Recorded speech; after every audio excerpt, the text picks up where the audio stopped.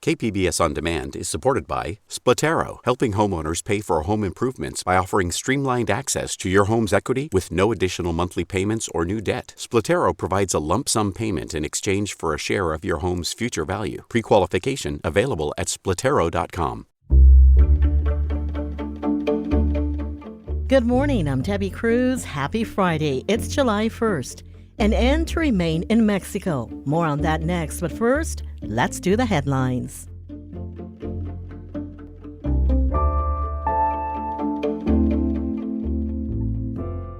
As California's eviction protection program ends, the city of San Diego's program goes into effect today. The no-fault eviction moratorium remains in place in the city of San Diego until September 30th. Tenants must notify their landlord in writing within 7 days that they can't pay their rent on time because of a financial impact related to COVID. But rent will still be due eventually.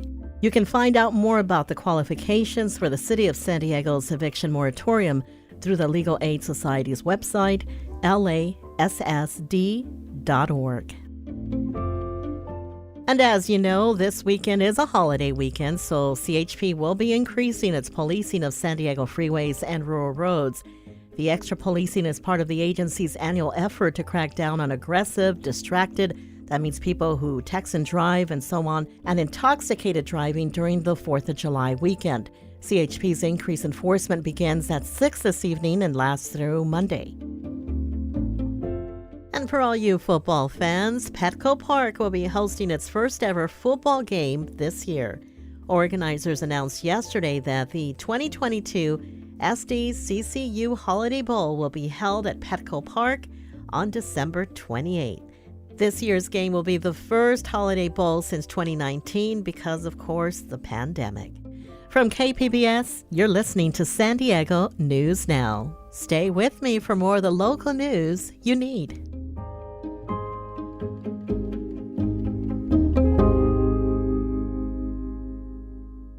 KPBS On Demand is supported by Latino Legacy Foundation, presenting their Storyteller series, Reach for the Stars with Ellen Ochoa, the first Latina astronaut, former NASA director, and San Diego native, Sunday, June 29th. More at latinolegacyfoundation.org.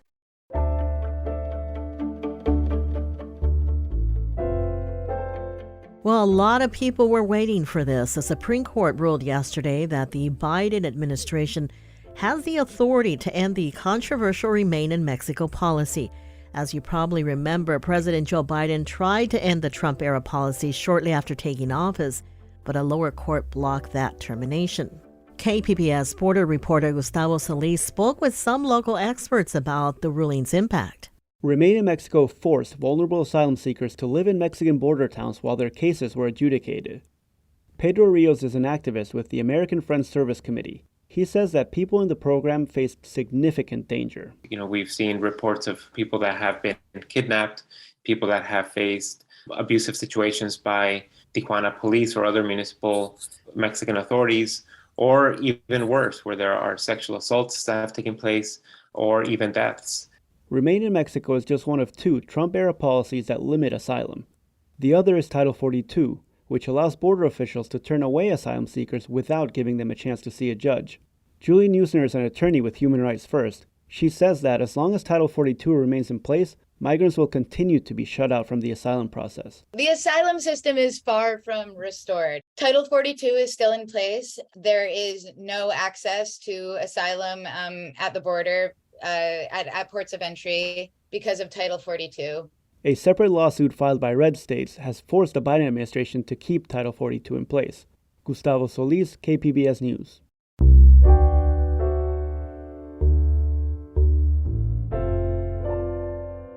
Governor Gavin Newsom says yesterday's Supreme Court ruling on carbon emissions makes it even more imperative that California and other states double down on efforts to combat the climate crisis.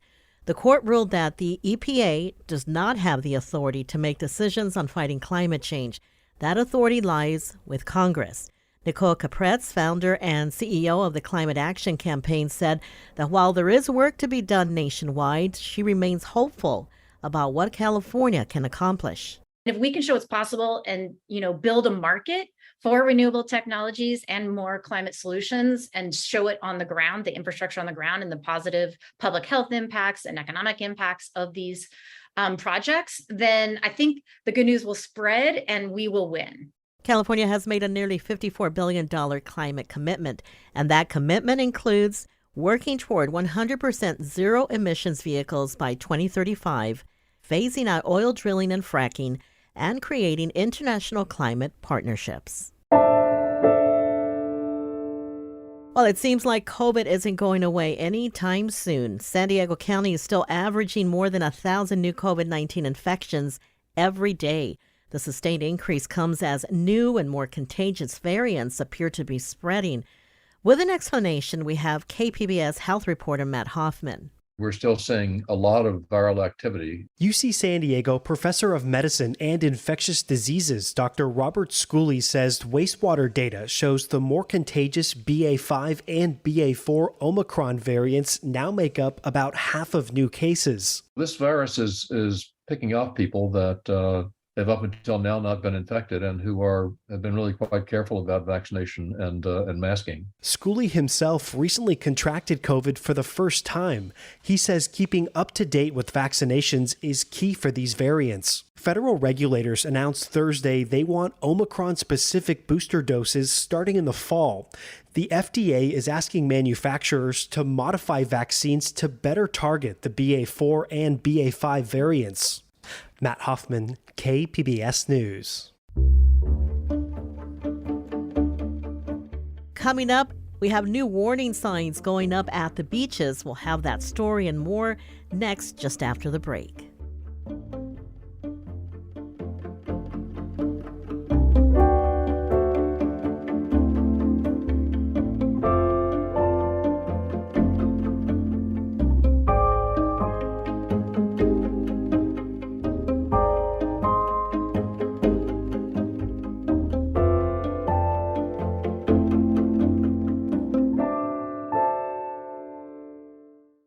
KPBS On Demand is supported by the San Diego County Toyota dealers, presenting a new 2025 Tundra designed to combine performance and comfort with up to 437 horsepower and 10-speed automatic transmission. See your Toyota dealer. The San Diego County Toyota dealers. We make it easy.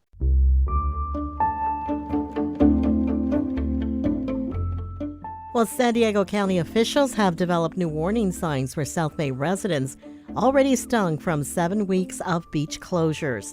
Eric Anderson, our KPBS environment reporter, has all the details. The new signs warn of potential pollution and the risk of illness without closing the beach completely. A new DNA test has regularly found pollution traced to a broken Mexican sewage plant south of Tijuana. Wind and currents carry that contamination north. Imperial Beach City Council member Paloma Aguirre says beachgoers now have more options. It helps our community make an informed decision before going out into the water. So the new warning sign is telling people that, yeah, there may not be a 1 in 10 chance, but there's a 30 in 1,000 chance that you might get sick. Supervisor Nora Vargas says the new system protects families and visitors without limiting beach access. Eric Anderson, KPBS News.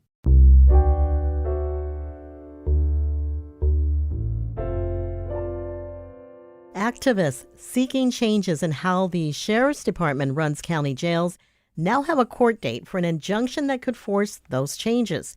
Here's more from KPBS reporter John Carroll. What do we want? Justice! When do we want it? Now! A familiar cry from the steps of the Hall of Justice Thursday afternoon. There, racial justice advocates gathered with family members of loved ones who've died while in custody in a county jail. Their stories are familiar, gut-wrenching. But a court date has now been set for a hearing on an injunction that would force changes in how the Sheriff's Department runs county jails. News of the court date comes as AB 2343, the Saving Lives in Custody Act, sponsored by San Diego Assemblymember Dr. Akilah Weber, is currently making its way through the legislature. Yusef Miller with the North County Equity and Justice Coalition says the law is badly needed. If it is approved, it will become law to save lives in custody in San Diego. The law has passed the Assembly. It's now in the state Senate. John Carroll, KPBS News.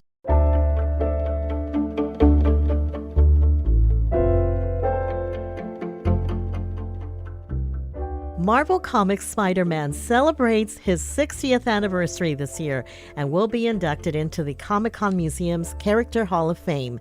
To celebrate his legacy, Comic-Con Museum is opening Spider-Man Beyond Amazing, the exhibition, today. KPBS arts reporter Beth Huckamando speaks with co-curators Ben Saunders and Patrick Reed about the exhibit and the popularity of the character. Ben, going into curating this, what were the kind of things that you felt were important to include in this? We have 60 years worth of pop cultural material to draw upon from across pretty much every available media platform. We're talking not just about comic books, not just about animated cartoons, not just about movies, but also video games, action figures, and toys. I mean, almost every aspect of the culture that you could emboss or imprint with a Spider-Man image or logo has at some time been embossed or imprinted with a Spider-Man logo. And that's because this is a character that has won people over generation after generation. So when you tell a story in a museum exhibition, you're basically telling a story through objects and artifacts. And Patrick? As we boiled down the narrative and the story, we could say, oh, here's this artifact that fits that plot beat. Here is this artifact that fits this topic that we want to address. Here is something that will resonate with an audience of a certain age. Here is just an incredibly iconic image that you don't need to know anything about Spider-Man to appreciate. And what is it about Spider-Man and Peter Parker that has made him such a popular and long-lasting character? What defines that has been so appealing? Fundamentally, it's a question of relatability, I would say. So it's easy to lose sight of this because it was a long time ago. But when Stan Lee and Steve Ditko initially came up with Peter Parker and Spider-Man, they were playing with a relatively new concept, even in just sociological terms, and that's the concept of the teenager. So in the 1950s, America discovers the teenager as a kind of identity category, where there's this almost obsession, cultural obsession with this new idea or new species of humanity that they're calling the teenager. And it's a period of life that is marked by uncertainty about identity and rapid mood swings and periods of bravado and periods of self-doubt and impulsiveness. And they took all of that and they made the hero that, which is something we hadn't seen before. And as a result, they turned the conventions of the superhero into a kind of allegory for the pain of adolescence. That's the concept, the teenager who stumbles into the powers and then has to figure out what they're going to do with them. Peter Parker can help us figure out also what's valuable about trying to figure out who you are in a world where things not only go wrong, but often are wrong, to try and figure out what your sense of justice actually might be. The astounding thing about Spider-Man is that there is an entire other level beyond these literal intellectual things, which is that Spider-Man is somehow innately cool. When you're a kid encountering Spider-Man, you don't necessarily know anything about what a teenager will be. But the first thing you see is the image. You see someone who can climb up a wall, someone in an amazing, colorful costume with their face hidden behind a mask, someone who is shooting webs from their hands and swinging over the city. So there are both the textual elements of Spider-Man that continue to resonate and the sort of innate magic of it that is almost inexplicable. There is just these elements that came together in the creation of this character when Stan Lee and Steve Ditko put together Peter Parker, Spider-Man, that apply beyond those simple texts. And what can people expect coming to this exhibit in terms of the kinds of things that you are curating in it? Well, first of all, it is a modern museum experience. We are very conscious of the innate power of the museum medium to tell stories. It is based around historical artifacts, objects, original comic book art, film props, and film costumes, original objects from the 60-year history of Spider-Man.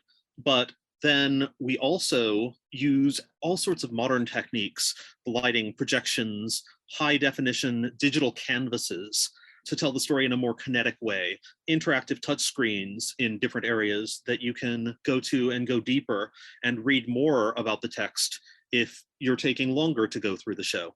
We are interested in and find that other people are interested in the kind of peek behind the curtain that you can get. So besides showing the artifacts and the objects, we like to show a little bit about the creative process, sketches, as well as finished art, a little bit of information about the cultural context in which particular stories were developed, or the key creators who've contributed to the Spider-Man mythology in ways that then others have picked up. That was KPBS arts reporter Beth Accomando speaking with Ben Saunders and Patrick Reed. Spider-Man Beyond Amazing, the exhibition opens today at the Comic-Con Museum. And we're ready to celebrate. 4th of July is almost here, and so are the fireworks that come with the day. But KPBS reporter Jacob Ayers says firefighters are weary of the mix of dry weather and the holiday. There will be no shortage of fireworks to see this Independence Day across San Diego. The Big Bay Boom is back, and so are many other firework events across the county. But the holiday doesn't come without its fire risks, says San Diego CAL FIRE's Neil Chapinski. This time of year down here in San Diego, like we like to say, is usually in a year-round fire season, and we are in heightened. We just had a real hot week last week, dried things out, and we did have some fires down on the border and up over around the county. So the danger is always there. Chapinski says fireworks of any kind, including even small firecrackers, are commonplace but illegal in the city and county of San Diego. Jacob Ayers, KPBS News. To find Independence Day events around the county, go to kpbs.org/4th of July. That's it for the podcast today. This podcast is produced by KPBS senior radio producer Brooke Ruth and producer Emmeline Mohebi. As always, you can find more San Diego news online at kpbs.org. I'm Debbie Cruz. Thanks for listening and have a great holiday weekend. Be safe. We'll be back Tuesday morning.